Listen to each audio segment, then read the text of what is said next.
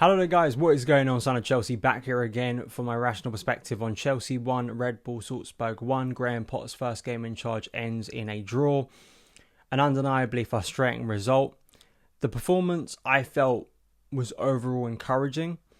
Obviously with one massive downer in conceding that goal, and I think a lot of people will move away from last night's game with a feeling that nothing's really changed at all, which, listen, I can understand that frustration.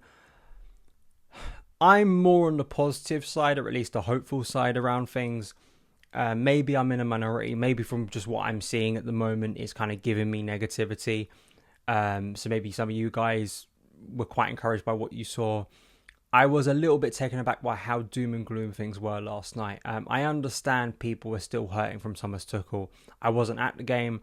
I was covering it for Football London, but from speaking to people who were at the game, the mood around certain players, it was projected at the end how frustrated people were, even some boos at full time.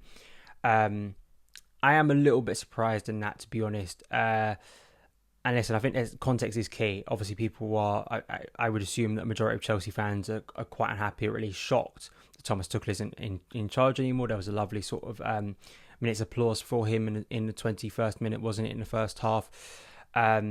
So I think there's that. I think there's just a feeling that so far things aren't going well this season, and similar flaws, and maybe a bit of tiredness over that. But I think some people may have short memories. I mean, Thomas Tuchel's first game in charge in Jan 21 was, the only thing interesting about that game was that Callum played at wing back, and there is an irony that Graham Potter makes a decision to move a winger to wing back and it works, and that's going to be probably the most memorable thing about this game.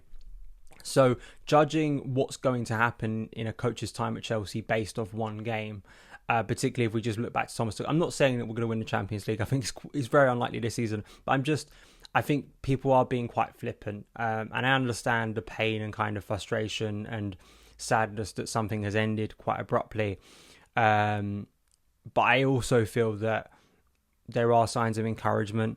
There are interesting things that I think Potter did last night that hopefully can be developed. I think there is a lot of players who weren't involved last night, who maybe should have been, who can come back into this team and hopefully impact things in a positive way. And there is that kind of frustration that this is the one game for the rest of this month because of, and Potter said it himself, that's not in our control. So it would have been lovely to get back on the pitch on Sunday against Liverpool. Really intense, really high game that the fans at Stamford Bridge would have been behind the team, absolutely. And then if you win that game, incredible, right? One of the best wins you can get in the Premier League.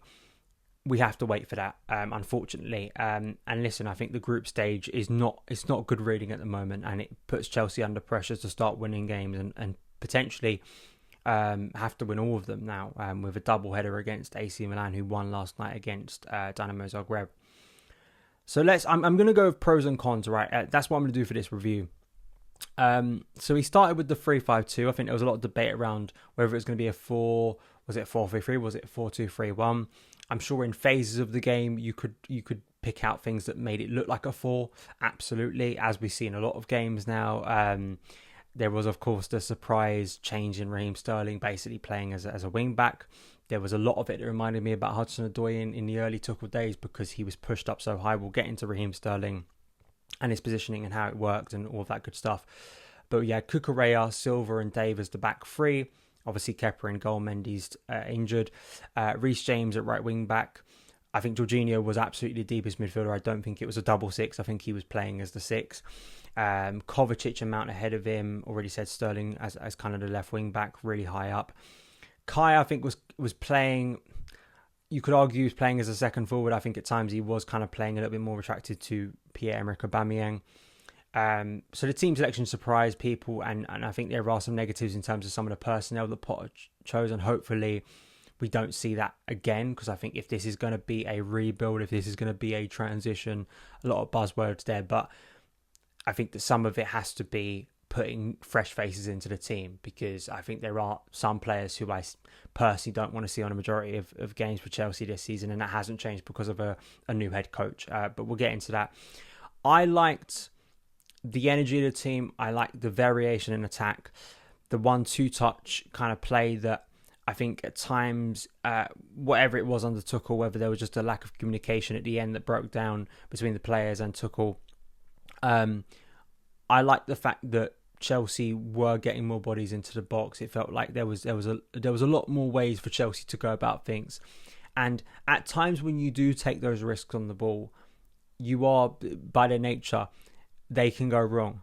But I like the performance of Jorginho a lot more, because there were times when he was doing things on the ball that he is guilty of not doing consistently. Whether Potter can get him to do those things consistently, we'll have to wait and see. But I like the fact that at times, and he's not the only one, and we've got players in our team. I think Thiago Silva obviously does this, switches of play. But just a direct ball trying to find the striker. And obviously against Salzburg, who are a team who naturally like to press up the pitch. I mean, they weren't playing as high of a line as they would in a lot of games. They were sitting a little bit deeper last night. You obviously have more of those options. And there were times in the second half, for instance, when Breuer came on and he got through, and there were a few times where maybe Chelsea, if we timed our run a bit better, we could have been in. And I just like that, because it changes things up. It keeps the opponent guessing. There is a sameness about Chelsea at times that I've got very tired of just watching us go from side to side, very tired and laboured. And listen, it's the first game. I think players are obviously always inspired to make an impression. And you could see that with some of the challenges that were going in. And players really, I mean, Mason was just... I think Mason was one of the best players last night. Undeniably, I think he looked inspired. I think he had arguably his best performance of the season. I mean, I felt he was really good in the first half against Spurs, but like a lot of Chelsea players so far this year, hasn't done a lot to impress. I think he should have hit the target in the first half with that chance. But I felt that he in kind of a wide, it was kind of an inverted inside kind of right role at times. He was a little bit deeper. I liked on the ball, he was just trying things, some of the flicks, the tricks, the turns. And you felt like, at least for the first half, we were getting that from players. Potter was asking for bravery from players, and I think he absolutely got that. I think the biggest plus of the game was Raheem Sterling. Just on a very obvious level here, Raheem Sterling scoring goals for Chelsea. This is a guy, I said this when he signed, this is a guy who spent his whole career scoring goals, and he's already got, 4 this season? I think it kind of, if he keeps scoring, I think it kind of just blows out the water this myth, this kind of curse of Chelsea, that I think some people have convinced themselves that like Chelsea's attack is just unsavable at this point and it's so bad and there's nothing anyone can do about it. He's come in and he's doing things that he's been doing all of his career. That's a testament to Raheem Sterling, but I also think it proves that Chelsea, can get good players to do what they're good at. And I liked him in the wider role. Just throwing up a heat map here.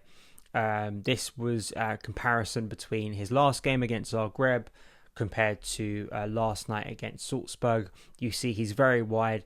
Why it reminded me of, Hudson-Odoi when he started playing as wing-back. I mean, he was technically playing as a winger because Chelsea was so dominant in those opening games under Thomas Tuchel. He was able to get up the pitch, and at times it looked like a sort of a lopsided 4-2-3-1 under Tuchel because Callum was so far up. And it got Sterling into areas that people have known him for, very wide, cutting inside, lovely finish. I mean, just the timing onto that right foot, bending it, bottom corner, really, really good. And, it was no surprise that Reece James, who had another good game last night, who I think has arguably been one of Chelsea's better players so far this season, and Mason Mount, obviously, too. It's no surprise those two players were involved in the build-up to that goal. We got a little bit fortunate because Aubameyang just missed the cross. But it falls to Sterling, who was luckily there, takes his time, brilliant finish. So I think that was something that worked, and it's nice to see Sterling, who I think came in as a wide threat and hasn't quite played as that for Chelsea so far, starting to see him in that role. Is that something that's going to continue? Dependent on opponent, we will see. And obviously Sterling has proved a versatile player in his career.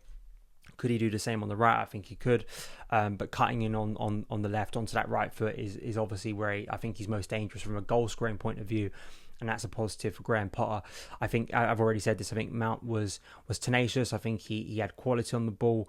I think again, I know some people were commenting on my videos that Mount's not going to play under Potter. I think people are going to be disappointed again because he's just a player that people want in their team, and a lot of coaches quite clearly like him. And when you watch his influence off the ball, on the ball, his work rate, his pressing, I think the way he's able to pick up areas that other players aren't on a consistent basis, that becomes difficult to track for opposing teams, he will still become a bigger player. Let's move on to the cons. So I think the biggest one, obviously, we think about the goal, which is a bit of a mess, right? The the Okafor goal that has cost Chelsea points. It starts from high up on the pitch, and it's just a collection of Chelsea missing challenges, really. I think Kovacic loses it or misses out on a 50-50, and then Cucurella goes in, misses it. Silva goes in, who I felt had a very good game apart from this one moment, doesn't get the ball clear enough away, and then there's just a massive space inside the box, and Azpilicueta isn't fast enough to get across. The shot is deflected off Azpilicueta that I think takes it away from Kepa. He probably could have done better maybe to get a stronger hand on it, but I don't just want to pin it all on Azpilicueta. But he, I think, represents something that I think Potter is going to have to get away from now as Chelsea's head coach. Very much it is the classic clean slate. He spoke about wanting to play players who know Chelsea. You think there is no one better than Azpilicueta in the current squad, been here over a decade now.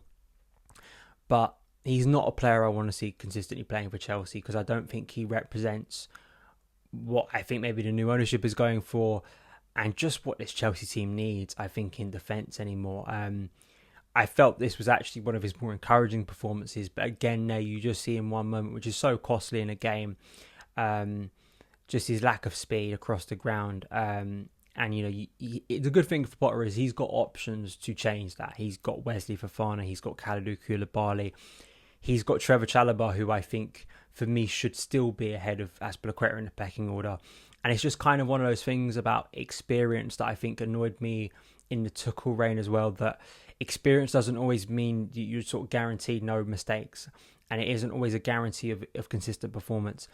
And we are seeing consistent underperformance, I think, from Azpilicueta. His age, I think he's just that durability that we've always loved about Azpilicueta. And it's not that he cannot contribute anything anymore, but I think it's now a case of very specialist situations like the Leicester game when Chelsea are having to defend deep, or just when Chelsea really need to dig in and be a bit rugged, which is, I think Azpilicueta will always have those qualities as a professional.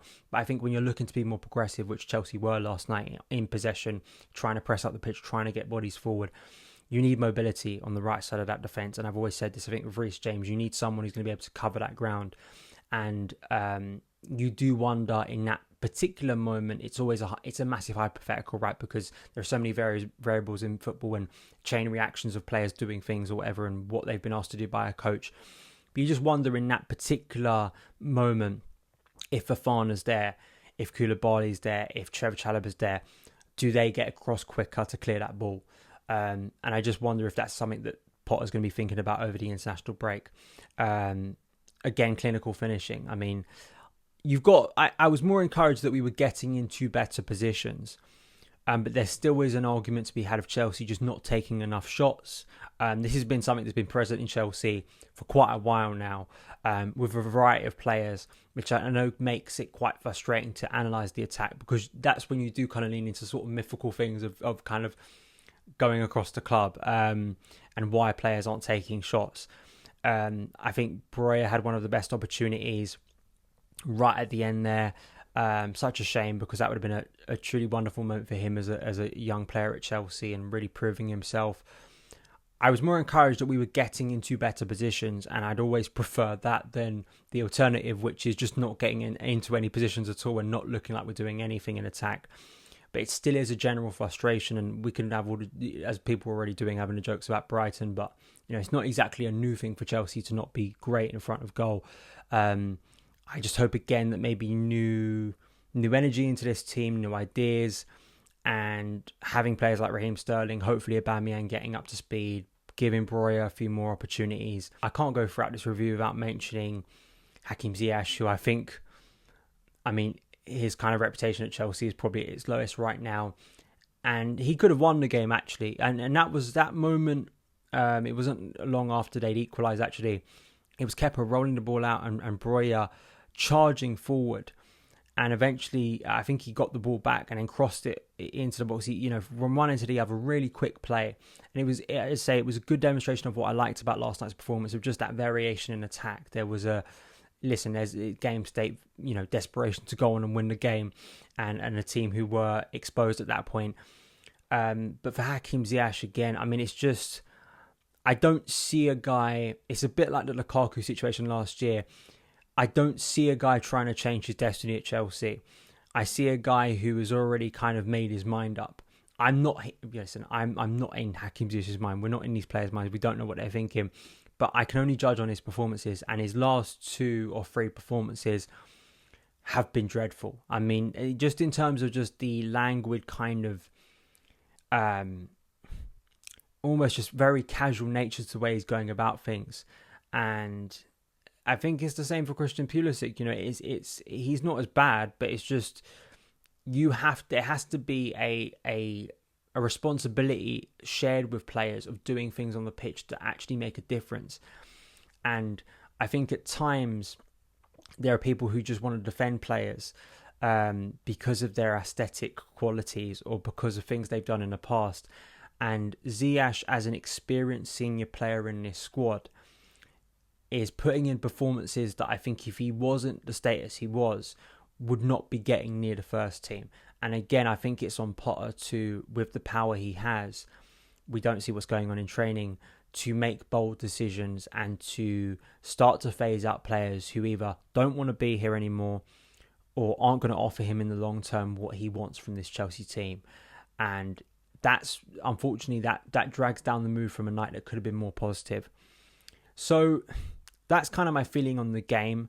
Listen, it's one game of football in what we hope is going to be a lot of games under Graham Potter. And naturally, I think that with the context of everything that's happened at Chelsea over the past week, I think has led to this feeling of frustration and tiredness and just a sense of inevitability about things going wrong at times. I'm on the more encouraging side because I think that there were things that I'm intrigued to see how they develop. I think some of that is, again, team selection and bringing players back, and hopefully after the international break, maybe having N'Golo Kante back, maybe having Edouard Mendy back, Fofana coming back into the team. Can we see a bit of Dennis Zakaria? Can we see a bit of Carney Chukwuemeka? Borja, can he get a start? There are things. Ben Chilwell. I mean, Ben Chilwell is a player who, talk about attacking intent, one of Chelsea's best attackers, really. And on that left side, it's going to be interesting to see if Sterling is playing a wide role. How does Potter fit Chilwell in there? Can he make those inside runs a little bit more that he likes doing? Things to improve on, things to work on, things to get better at. Listen, I know people aren't going to be very happy at the moment, and I'm not here to police people's opinions, and I have my own opinions. You can disagree with them, fair enough. But I was more encouraged than I was sort of pessimistic about it. But we will see what happens. Thank you guys for watching. Follow me on Twitter at SonOfChelsea. Subscribe and hit that notification bell so you don't miss any of the uploads on the channel. And I will see you again very soon. All the best.